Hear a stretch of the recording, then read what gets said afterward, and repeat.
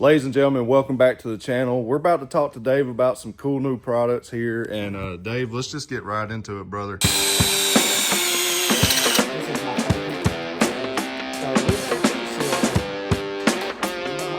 Schedule your appointment.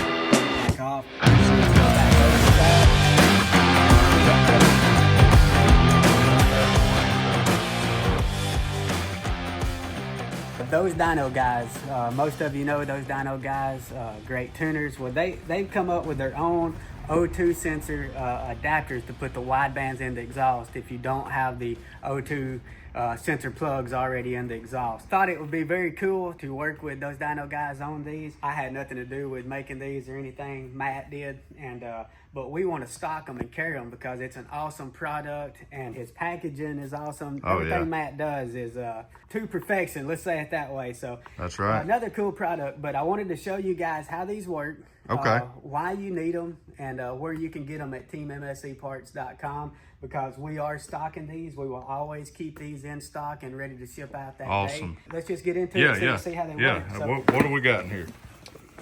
So of course, awesome packaging. These are exactly how we got them. Check this out. Oh, nice. Come with a mouse pad. Yeah, that's pretty sweet. I may take these out and put DC Cycle mouse pads.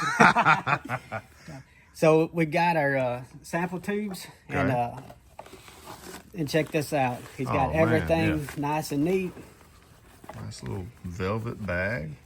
Sometimes I get jealous of him and his stuff and want to have to work on my jealousy problems. Check this out. Oh yeah. Got them anodized. Nice. So these are the O2 sensor adapters, and we're going to go in the back and show you how to install these on your bike. Okay. But if you don't have O2 adapters on your exhaust, or let's say you got stock exhaust and you're doing your tune and stuff, these are important. We use these every day on the dyno. Yeah. I've had several for years. Some key things that Matt has done is, of course, we know aluminum can strip out over time. When you're tightening up O2 sensors every single day, I got a tendency sometimes to over tighten them, and when I do, it starts pulling the threads out of the aluminum and they start stripping out.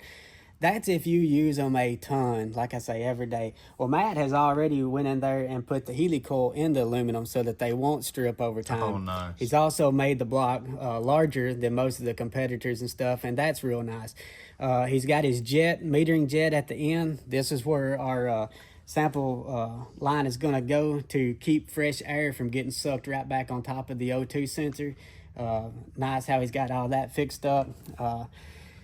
So there's the O2 sensor block. Of course, it comes with two front and rear exhaust on a Harley. We want to sample both of these at the same time. Right. And then he's got your installation kit in here. Okay. So these first two long ones here, they will go in here in this hole, and then that's what screws into these adapters that we're fixing to show you guys how to put in the pipe. Let's just get into it and show you guys how to install them. All right, sweet. Let's go. All right. Hey, can we play pool later? Yeah. Oh,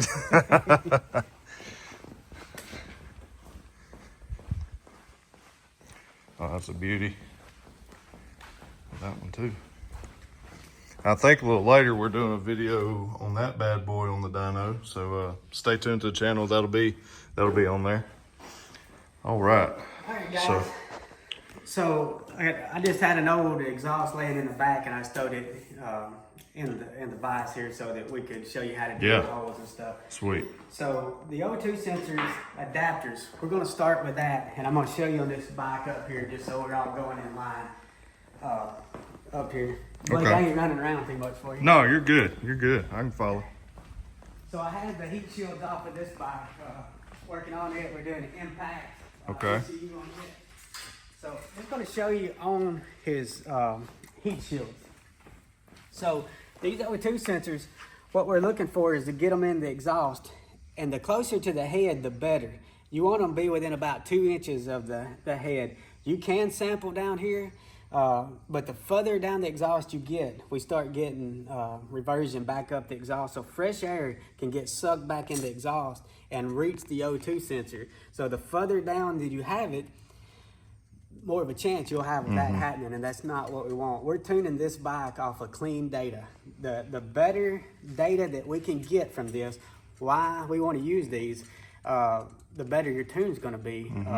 If we're getting bad data, we're going to tune for bad data.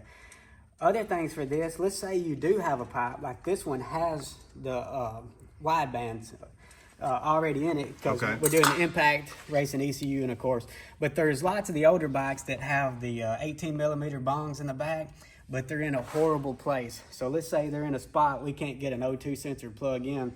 A lot of times it's faster and easier just to go ahead and put these in and not fight with those. And then probably what Matt sees just as much as I do, guys, is just because you have an 18 millimeter wideband plug already in the exhaust, I would say half the time it's in the wrong spot. So the data that you get is bad data and it needs to be moved. So a lot of times for us tuners, even though you already have that O2 sensor plug there, we will pick a different spot.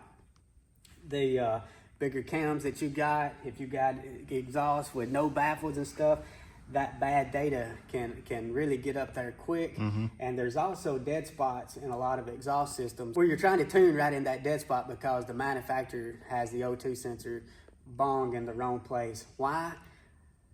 I think probably more than times than not, it's laziness on not spending the time to find the correct spot for it, and also it's looks. They want to put them in a place where it's hidden or you can't see it or that sort of thing. This is a reason of why and how we can get around some of those problems.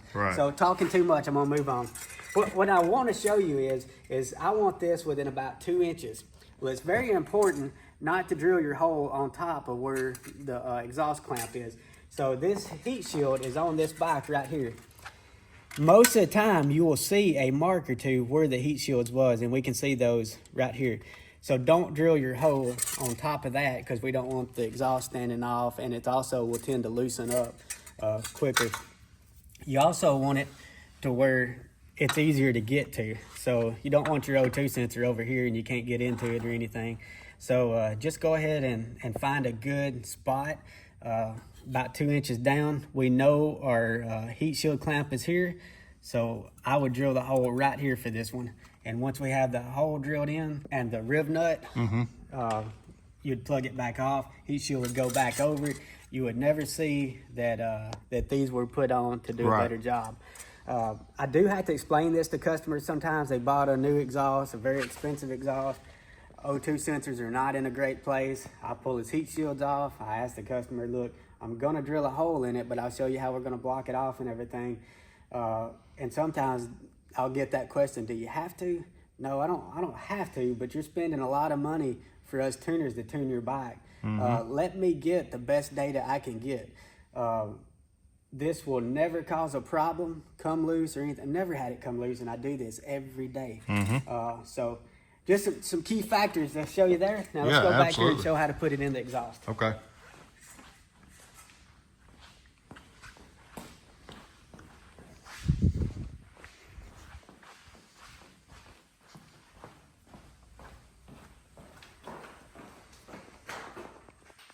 Okay, guys. So, like I said, I just got this old jump pipe just so that I can show you how to put the rib nuts in it and how we block them off when we're done and how all that works. Two things that's going to show you that is important is drill bits. So most of you guys at home do not have these fancy taper drill bits. I get these from Matco. They work great. Why it's important is it's just a step drill bit, so it makes a perfectly round hole. When you use a normal drill bit, as this thing is cutting in, it's pulling it around and the hole is not perfectly round. It's kind of oblong.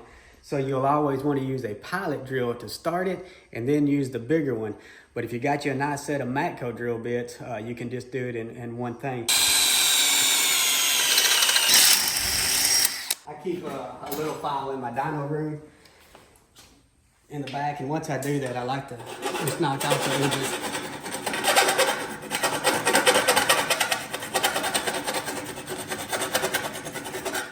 Now the good thing is if you've got a really good drill bit that's brand new, it's like butter going through. I actually have a couple new ones ordered because this one's about worn out. So we got the rib nut This is a rib nut install tool. You'll just put the rib nut on it. It'll slide into the pipe. And then this one, so they make several different types of these, hydraulic and the cheaper versions and stuff. This is my favorite. It's just a hydraulic one. So we got that in.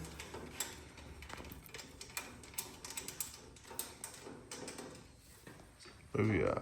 Yeah, and the rib nut, all it does is it just compresses this and swells it out on the back side, and that gives us something to screw these adapters into. Okay.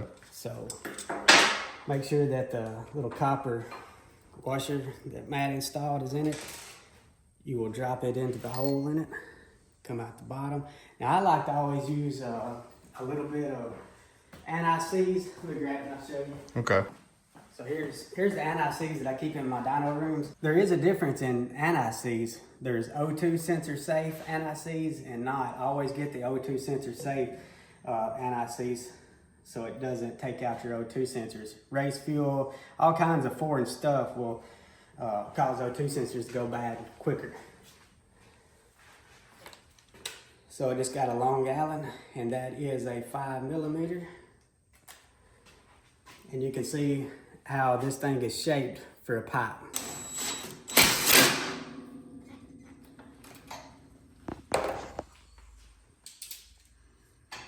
You don't have to get carried away with it, but make sure it's tight because they do try to vibrate loose when you're tuning a bike for a few hours. Yeah. So that's all there is to installing the adapter. Then you can put your O2 sensor in it. It'll just screw in here. And it's got a little sealant washer on it. And just snug it up. I have a problem with over tightening these. It doesn't take a lot of force to tighten this up and make it stay. And over time, I have stripped out a lot of aluminum O2 sensor blocks that don't have the heating coil and stuff in it like Matt does, just from over tightening. But if you do a better job than I do, that ain't gonna be a problem for you. That's right. So that's it, guys. That installs through the dyno machine or wherever you're getting your data, and makes it quick and easy. That's awesome. Good stuff, man. To pull it back off when we're done, just take your O2 sensor plug out. We've tuned the motorcycle.